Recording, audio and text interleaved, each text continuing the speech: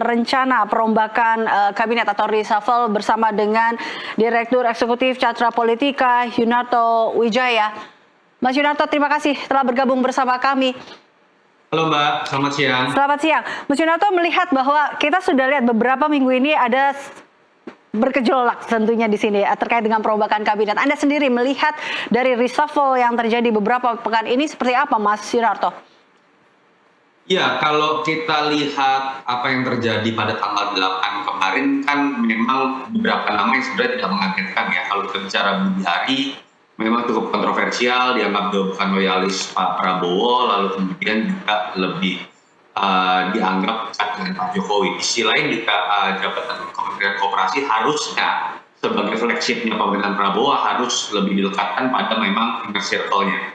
Artinya kalau kita bicara lalu Sri Mulyani, kita bicara mengenai mazhab yang memang dari awal berbeda dengan Pak Prabowo. Artinya yang bisa kita simpulkan dalam sebuah pola, kalau kita mencoba menerka apa yang akan terjadi hari ini, bukan tidak mungkin Pak Prabowo akan makin banyak menarik orang-orang yang memang dekat dengan dirinya untuk kemudian masuk ke dalam barisan kabinet. Bahkan bukan tidak mungkin akan ada reshuffle berikutnya. Kalau kita bicara dari sisi momentum, akan ada Oktober menjadi momentum evaluasi 1 tahun pemerintahan Prabowo. Banyak yang berspekulasi, termasuk saya sendiri, bahwa bukan tidak mungkin nanti kita akan melihat reshuffle selanjutnya.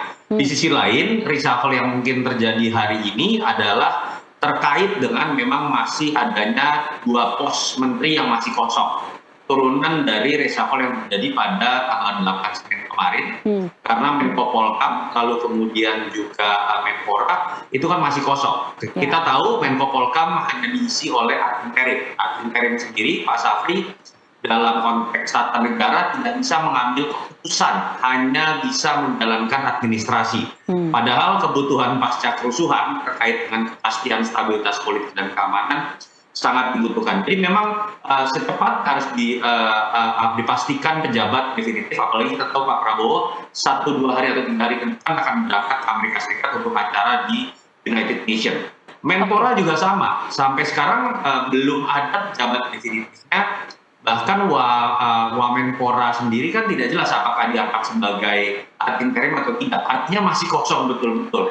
Ini yang bahkan menurut saya akhirnya dalam waktu cepat diambil keputusan untuk dilantik. Walaupun kita masih nunggu ya, jangan-jangan ada jabatan-jabatan lain yang juga akan dilantik. Oke, sebelum kita masuk ke tadi posisi yang kosong ada kita lihat tadi Menko Polkam dan juga Menpora. Tadi cukup menarik ketika Anda mengatakan bahwa ini seperti ada sesuatu yang mungkin ya bisa dikatakankah bahwa Mas Yunarto, reshuffle ini bisa dilihat bahwa ada sebuah dinamika kekuasaan yang juga ingin ditunjukkan dari pimpinan sekarang atau seperti apa sebenarnya? Karakter Pak Prabowo ini kan karakter top down, sangat berpusat pada dirinya kekuasaannya. Sehingga saya merasa walaupun kabinetnya gemuk, terdiri dari banyak partai, tapi seiring berjalannya waktu, membaca gaya kepemimpinan Pak Prabowo, beliau cenderung akan lebih mudah percaya pada orang-orang yang memang sudah lama pernah bekerja dengan dirinya. Entah satu partai, entah sesama militer, atau orang-orang yang memang pernah dekat dengan dirinya, terutama dalam situasi tidak mudah kalah pilpres 2 kali dan lain-lain. Itu yang menurut saya akan menjadi pola ke depan. Jadi bukan tidak mungkin kita akan lebih banyak melihat militer yang masuk, kita akan lebih banyak melihat orang Gerindra yang masuk, karena itu sesuai dengan karakter Pak Prabowo yang memang sangat mengutamakan aspek loyalitas dan kekuasaan yang terpusat pada dirinya. Dan ini kan konsekuensi ya Mbak ya, dari kabinet yang terlalu pelangi warnanya. Dan otomatis ketika bertabrakan dengan karakter kepemimpinan Pak Prabowo yang seperti itu, bukan tidak mungkin kita akan sering melihat proses reshuffle karena terpaksaan pada saat pembentukan kabinet yang ketika ditabrakan pada ketidaknyamanan akan membuatkan banyak proses reshuffle. Baik, artinya bahwa kalau melihat bahwa ini sebagai konsekuensi dengan sebuah kabinet yang penuh dengan warna-warni seperti itu. Nah, kan kemudian pertanyaannya adalah bagaimana dengan keterwakilan partai-partai ini? Apakah ini juga menjadi pertimbangan Presiden atau beliau tetap pada prinsip Pak Prabowo yang kita tahu bahwa mengutamakan loyalitas seperti itu? Tetap kita akan melihat 2 wajah dari Pak Prabowo. Tadi kan saya menjelaskan dari sisi sebetulnya Pak Prabowo orang yang sangat percaya pada dirinya dan nggak peduli dengan hal-hal yang harus berwarna, harus menampung banyak orang PKK, tapi sebagai orang yang akhirnya masuk ke dalam dunia politik praktis, beliau menyadari aspek merangkul, aspek keterwakilan itu akan berpengaruh pada stabilitas politik, kekuatan di parlemen, termasuk lancarnya proses pembuatan kebijakan dan undang-undang.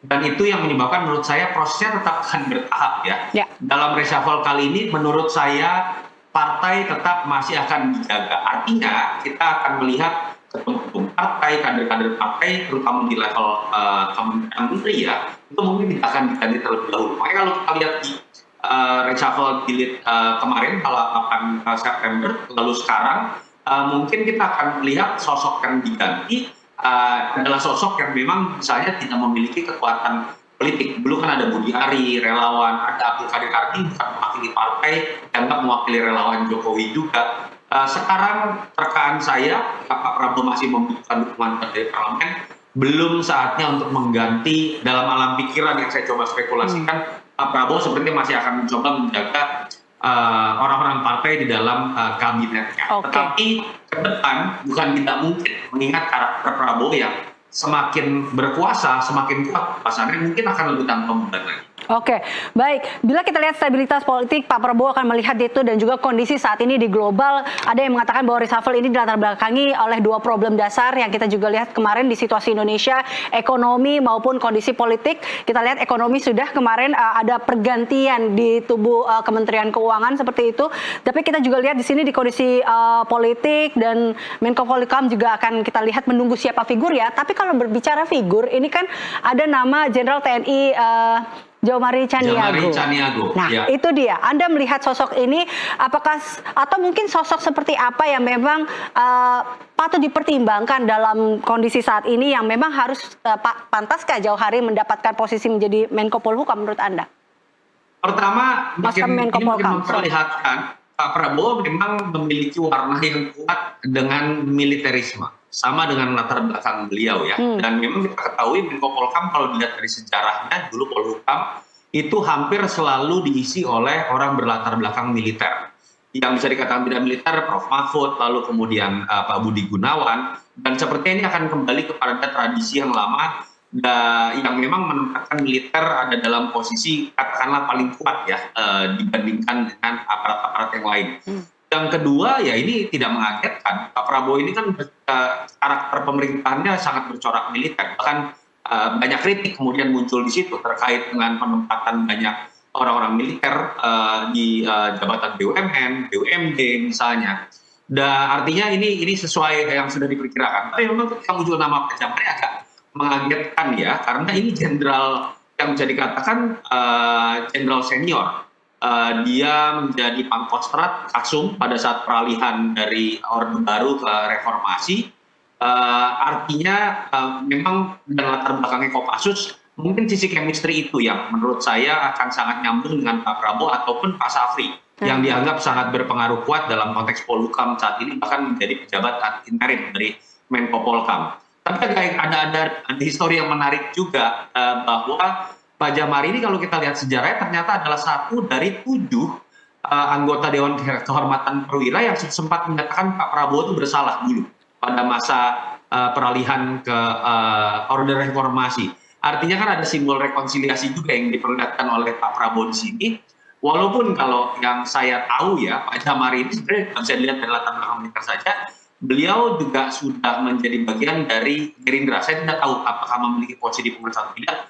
Artinya selain militer, tapi latar belakang politik aktif di Gerindra itu menurut saya juga sebuah kekuatan dan modal tersendiri untuk kemudian beliau dipilih oleh Pak Prabowo. Baik, nama lain yang kemudian muncul Mas Yunarto yang ini juga sebenarnya menarik tadi begitu ramai diperbincangkan. Ya ini adalah siapa pengganti Menpora. Ada sebelumnya nama Raffi Ahmad, kemudian Putri Komarudin, ada Hayu Saraswati. Menpora ini ya. Ini cukup menarik, kemudian muncullah nama Erick Thohir belakangan ini. Padahal kita tahu bahwa Erick Thohir di sini adalah Menteri BUMN. Anda melihatnya seperti apa, Mas Yunarto? Iya, kalau saya melihat memang seperti downgrade ya. Erick yang kita lihat sangat berkuasa pada masa Pak Jokowi, anak emas dengan kewenangan luar biasa di BUMN. kalau kita lihat kan, tapi memang ada tahapan di antaranya bahwa BUMN sekarang tidak sekuat dulu. BUMN cenderung hanya menjadi regulator ketika Danantara masuk karena semua aset BUMN diambil oleh Danantara. Pertanyaannya kemudian adalah apakah sebaiknya sebenarnya Kementerian BUMN dibubarkan saja atau tidak? Saya dari awal lebih setuju bahwa Kementerian BUMN sebaiknya dibubarkan saja. Dan itu yang menurut saya akhirnya menjadi sebuah keputusan hari ini, bahwa kementeriannya kemungkinan besar akan dibubarkan dengan beberapa penyesuaian undang-undang. Yang kedua tentu saja Pak Erick, kalau kita bicara lalu kemudian bagaimana menempatkan Pak Erick, apakah diganti dan dicopot begitu saja, atau ternyata memiliki portfolio yang bisa dimanfaatkan dalam pemerintahan Pak Prabowo. Kita tahu Erick Thohir juga adalah ketua umum PSSI, artinya dalam konteks olahraga dia bisa dikatakan cukup mumpuni. Sebelumnya pun kita tahu Pak Erick kan aktif di bola basket sebelum menjadi menteri dan lain-lain. Sehingga itu yang menyebabkan menurut saya akhirnya keputusan Menteri Olahraga, Menpora, itu diserahkan kepada Erick Thohir. Baik juga buat Erick Thohir walaupun downgrade tapi tetap masih menjadi bagian dari kabinet. Yang kedua buat Kementerian Olahraga juga Pemuda dan Olahraga, kita tahu problem utama adalah keterbatasan dana, apalagi dalam konteks efisiensi pemerintahan Pak Prabowo. Dengan latar belakang Erick yang mengerti industri olahraga, punya pengalaman di industri olahraga, termasuk latar belakang sebagai seorang pengusaha, saya pikir dia juga sosok yang tepat untuk bisa menghidupkan kembali situasi dan Kementerian Pemuda dan Olahraga yang memang ada dalam kondisi yang tidak mudah. Artinya walaupun downgrade, melihat bahwa kapabilitas seorang Erick Thohir yang memang saat ini sudah berkecimpung di dunia olahraga, kita melihatnya bahwa ini menjadi tempat yang mumpuni lah untuk seorang Erick Thohir, seperti itu ya. Nggak ada pilihan, Mbak. Erick itu ya dilihatnya orang kan cuma ingat dua identitasnya. Kalau nggak BUMN karena jabatannya, atau olahraga yang bahkan sudah melekat pada dirinya sebelum dia jadi seorang pejabat. Saya pikir ini simbiosis mutualisme yang cukup baik buat Erick walaupun bukan hal yang ideal. Oke. Tapi kita tahu biasanya Menpora ini kan identik dengan Golkar. Iya, Menpora Golkar itu sebenarnya orde baru. Selalu Golkar. Ya. Ada Bar Tanjung, ada Ayer Isman. Sebetulnya setelah reformasi tidak lagi. Karena reformasi itu lebih terkenal dengan menteri kumis, Mbak. Jadi hampir selalu setiap menterinya itu berkumis. Adi Aksa Daud, Andi Malarangeng, Dito Aryo Tejo juga katanya ada berkumis, Imam Nahrawi, tapi dari sisi kepartaian sudah tidak lagi seperti itu. Dan menurut saya pilihan untuk menjatuhkan pada Erick Thohir pilihan. Oke, baik, terakhir Mas Yunarto. Jadi kalau kita lihat reshuffle ini apakah menjadi sebuah strategi Presiden untuk mengatasi tadi masalah-masalah yang ada, baik itu ekonomi dan politik, dan juga mengisi kursi-kursi kosong untuk melancarkan atau menstabilkan kabinet dan situasi pemerintah saat ini, seperti itu ya Mas Yunarto ya? Ya, tetapi menurut saya ini belum rampung ya. Kalau kita lihat masih banyak beberapa nama menteri yang kontroversial, lalu kemudian juga masih ada ketakutan dari Presiden untuk melepas misalnya menteri-menteri dari partai yang katakanlah juga sering kali membuat kontroversi ataupun memang dianggap tidak capable. Saya berharap, saya sangat mengerti bahwa ini butuh sebuah tahapan untuk menjaga stabilitas politik. Tapi saya sangat berharap Pak Prabowo dengan ambisi yang sangat besar, target yang sering dianggap tidak realistis, program-program populis, ke depan ketika melakukan reshuffle, basis dari kapabilitas itu harus menjadi faktor yang dominan dibandingkan sekedar faktor kompromi dengan partai politik atau kekuatan politik lain. Oke, baik. Terima kasih Mas Yunarto telah bergabung bersama kami. Dan pemirsa, demikian perbincangan kita bersama dengan Direktur Eksekutif Carta Politika Yunarto Wijaya.